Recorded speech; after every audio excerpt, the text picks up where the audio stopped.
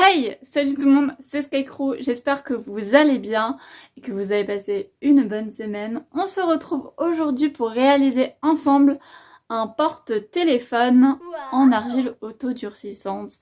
Voilà. Alors faut savoir que lorsque je fais mes vidéos YouTube ou que je tourne de très longues vidéos, j'ai tendance à avoir mon petit téléphone à côté de moi, à regarder ma petite série ou voilà, ma petite série du moment ou un petit film.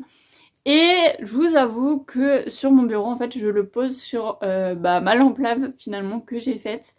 Et je me suis dit, pourquoi pas en fait avoir mon support à moi, dans mes couleurs à moi, et apporter une petite touche de lumière à ce bureau qui est quand même dans les tons du coup rose et orangé.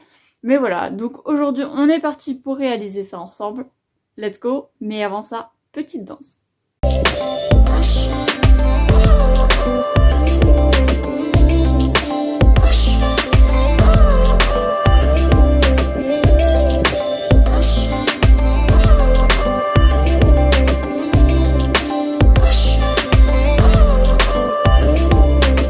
Sometimes it's hard when you're feeling low and you can't figure out which way to go. Oh, there's stars in my eyes, I can't see which way is right. But oh, if there's one thing that I know.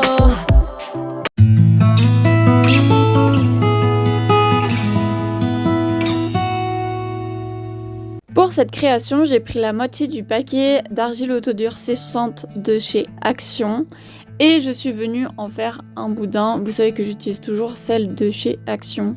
Voilà, c'est franchement je trouve la meilleure, et la blanche surtout, la grise je ne l'aime pas. J'ai donc roulé ce boudin sur une épaisseur à peu près de 2 cm, étant donné que je voulais quelque chose quand même d'assez épais, parce qu'il faut quand même que notre création puisse supporter le poids de notre téléphone.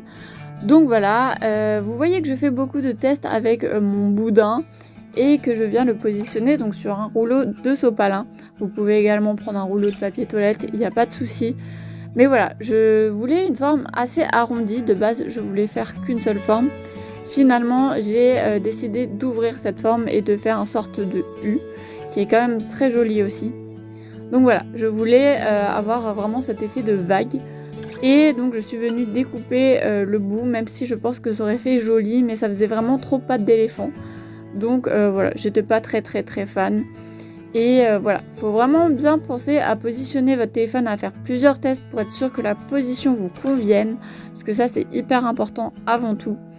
Et voilà, je viens découper un peu l'arrière pour que ce soit plus droit, et je viens donc faire une forme un peu plus carrée sur les côtés pour que ce soit vraiment très beau et très homogène. Ensuite, je suis venue donc poncer ma création avec du grain 280. Finalement, c'était un peu trop léger, donc je suis venue le poncer avec du grain 240. Et là, pour le coup, c'était vraiment beaucoup plus simple. Les imperfections s'enlevaient directement. C'était assez facile. Donc, j'étais hyper contente. J'ai bien laissé sécher ma création pendant presque 48 heures. Donc voilà, un temps de séchage assez long. Et ensuite, je suis venue avec un pinceau enlever les petits résidus. On passe ensuite à la couleur. Pour ça, j'ai choisi du jaune, simplement parce que le soleil est revenu les derniers temps et que je trouve que le jaune manquait un petit peu sur mon bureau. Je suis vraiment dans les tons rose, orange, parfois un peu rouge, mais vraiment du jaune, j'en ai pas beaucoup. Donc voilà, c'était vraiment important pour moi d'en mettre, et c'est donc pour ça que j'ai choisi du jaune. Finalement, je pense que vous me connaissez quand même assez bien après cette première couche de jaune. Je me suis dit que c'était peut-être un peu trop simple finalement pour moi, parce que j'aime faire des choses un peu compliquées. Donc je suis venue passer ma deuxième couche, donc celle d'en dessous, et en même temps j'ai réfléchi. Je me suis dit que le jaune matchait bien avec le orange, et j'ai donc décidé de faire un effet serviette de plage. Voilà, du jaune et du orange. Et puis finalement, pour tout vous dire, j'étais pas du tout fan. Donc j'ai repassé une couche de jaune dessus et j'ai décidé de mettre du rose. Évidemment, le rose match aussi avec le jaune et je trouve ça hyper canon. Étant donné que mon jaune va venir, que mon rose va venir foncé au séchage. Et là franchement, appliqué à l'éponge, c'est magnifique parce qu'on arrive à voir le jaune en dessous, le rose, ça pète, je suis hyper contente. Par contre, je tenais quand même à garder une grande partie de jaune, donc c'est pour ça que je me suis arrêtée à la moitié à peu près. Et j'ai laissé sécher, je n'ai passé qu'une seule couche. Et franchement, après avoir passé le vernis évidemment de chez Fimo, le résultat est incroyable. Il arrive très très vite, dans quelques secondes, mais franchement, il est incroyable, je l'adore. Voilà.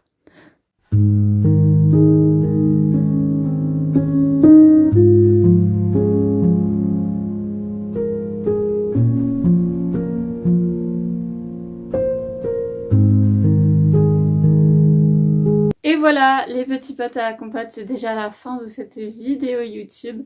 Très contente de ce petit porte-téléphone. Hâte en tout cas de l'utiliser quand je tournerai des prochaines vidéos. Et voilà, j'en suis très contente. En tout cas, on se retrouve mercredi pour une toute nouvelle vidéo YouTube. Je vous fais des gros bisous. Je vous souhaite un bon week-end, un bon début de semaine. Voilà. Ciao!